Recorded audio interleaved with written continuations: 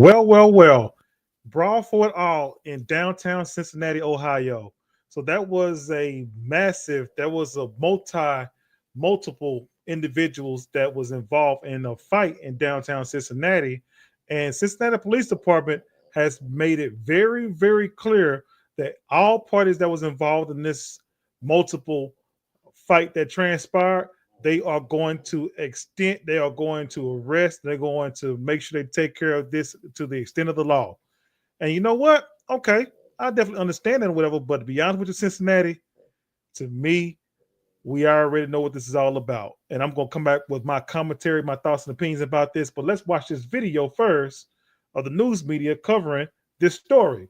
So let's take a listen.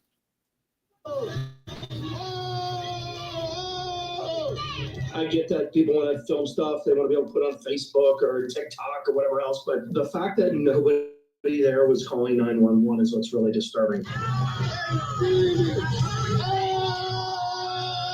believe that charges are going to be coming here very soon.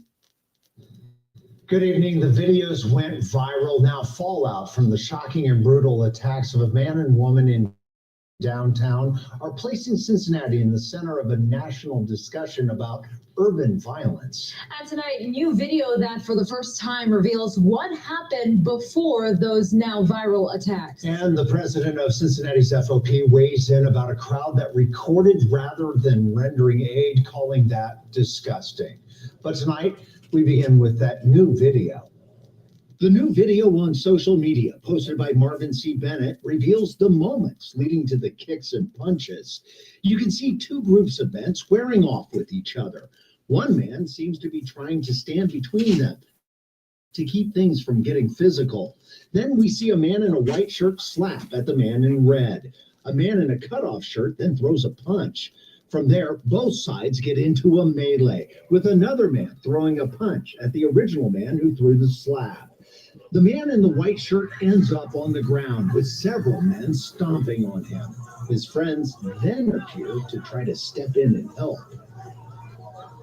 It is tough to watch. The president of Cincinnati's Fraternal Order of Police is reacting strongly today, not only to the brutal attacks, but to the fact knowing to help stop it.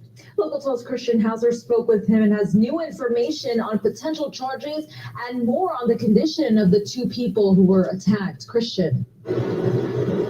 Yeah, Morella and Dwayne, that incident took place behind me here on 4th Street in downtown. Now, Ken Kober, he's the Cincinnati FOP president. He tells me that investigators have been making progress in identifying some of the people involved, and he expects charges to be filed soon. Several people recorded the initial slap and subsequent attacks on cell phones. Ken Kober says those are critical in identifying everyone involved. They're great video that shows exactly what occurred, and I think that these people are going to be brought to justice. There are also several city cameras in the area, providing even more footage of what happened. Kober tells me investigators are doing everything they can to catch those responsible. These investigators have been working around the clock to identify everybody that's involved, to be able to locate those people, to be able to interview them, to be able to get a true picture of exactly what occurred. Kober says several people have offered tips about what happened and who was involved, but he says officers still need help. There are still some people that have not been identified. And what I ask is that the public, play a part in this, because stuff like this shouldn't happen in our city. But what it does, we need people to step forward. That way we can bring these people to justice. As crucial as these videos will be in building criminal cases, they show a disturbing recording the moment. He seemed to take a priority for stopping the violence. How do you not call 911? How do you not try to render some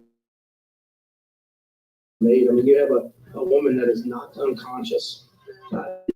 Crazy to me that we live in a society where people would rather take video than actually try to stop something happening or intervening. I mean, it's pretty disgusting.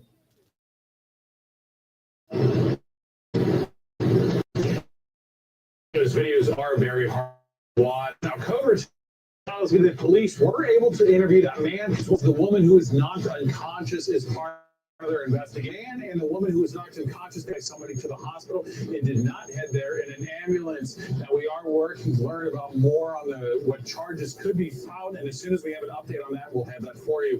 For now, live downtown, I'm Christian Hauser.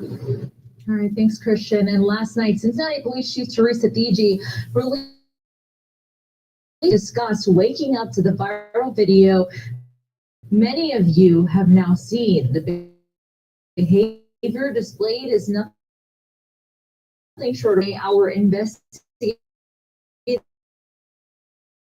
team is working diligently to identify every individual involved in causing harm. She also is Daddy Music Fest's office. Republican Senator Bernie Moreno made this statement on social media today, calling out Mayor Pureval, saying in part that Pureval has not issued a statement, let alone a condemnation of this heinous Facebook page too, with their questions being downtown. Paul Anthony Freeze says people wonder why businesses are fleeing downtown. And many people like Brian Hollander are also asking simply, where were the police in and around the Cincinnati Music Festival at Paycor Stadium? And this happened just 2 blocks north of the stadium. While investigators have been able to identify some of the suspects, there are still several more they're asking the public's help in locating. If you have any information, you're urged to call Crime Stoppers at 513-352-3040, and you can remain anonymous. Well, you guys definitely just saw what we just saw with the video here. And it's a sad state of affairs that whole incident transpired. And to be honest with you, ladies and gentlemen, I don't condone any type of violence whatsoever. I just don't. But, you know, it seems like Cincinnati Police Department is definitely making sure that they are dotting their I's or crossing their T's with this whole thing. Sorry, give me a minute here. They're dotting their I's and crossing their T's with this whole thing. And it is very unfortunate that, you know, this incident transpired in downtown Cincinnati. But come on, Cincinnati Police Department. To me, it's already like you guys are, you know, saying that, you know, it's almost like you guys are already saying who's in the right and who's in the wrong without even, without what like I said, it's just the Cincinnati media. They're already trying to portray, the people that was involved as, you know, because it did look violent. You know, you see the woman get knocked out and see the man getting, you know, hit on or whatever, but nobody know what led up to that right now. But the news media is trying to portray that all the black people, let's just put it like call a spade. They're trying to say all the black people that was involved in that had, you know, basically was the one who was the aggressor, who instigated the whole thing, whatever, without having no information on what transpired that took place. So got to get out that state of mind of trying to judge without having all the evidence, whatnot, because we don't know what transpired here.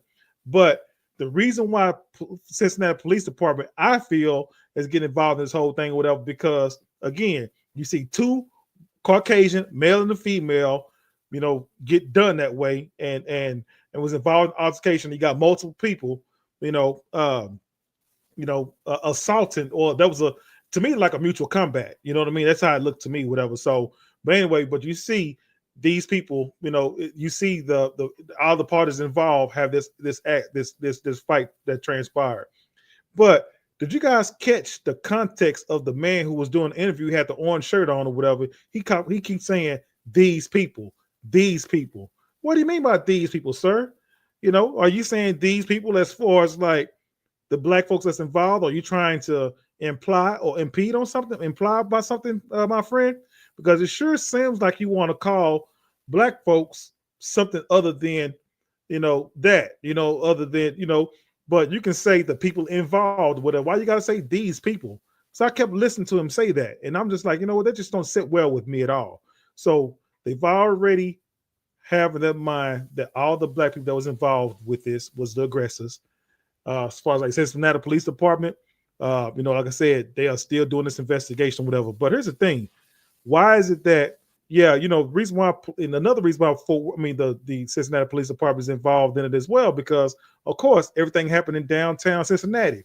See, they don't care nothing about in the low income areas, or in the areas where all the crime go down at or whatever, because they do stuff like that all the time in some of these crime riddled places or whatever, But nobody speaks up about none of that.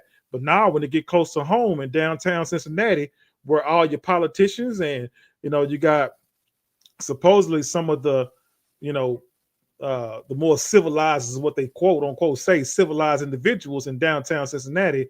Oh no, that's too close to home. And white folks getting knocked out. Oh, we got to do something about it. We got to set some boundaries here. We got to set some foundations. Say, no, we're not gonna have it. We're not gonna have white folks around here getting knocked out and getting scared of whatnot coming downtown Cincinnati. So we're gonna make an example out of some people. That's how I took it.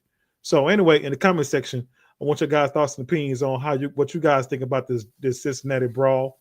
Who was at fault?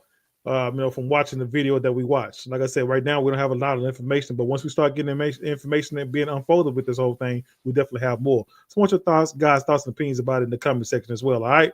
So remember, make sure you go and subscribe, hit that like button, hit that notification bell, and let everybody know exactly where to go for nice fire content. Make sure you go to YouTube and subscribe to Mr. Know It All Radio Show. Make sure you go to Live 365 and subscribe to Mr. Know It All Radio Show. And so that way you can tune in. We go live every Tuesday and Thursday from 7 p.m. to 9 p.m. And then on Saturday, we go from 8 a.m. to 10 a.m. So you don't want to miss the content and the music that we listen to over there, all right?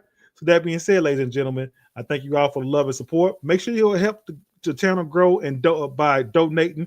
That'll definitely, all proceeds will go back into the channel, and I will appreciate you guys so much in advance. All right. So I'm just giving you guys a thank you in advance. So anyway, we're going to keep on moving, ladies and gentlemen. 100,000 subscribers, baby. We on our way. Peace out. Peace.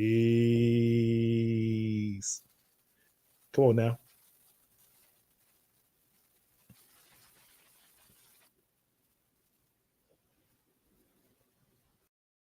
Wait, hold on. What? You done forgotten my name? My name is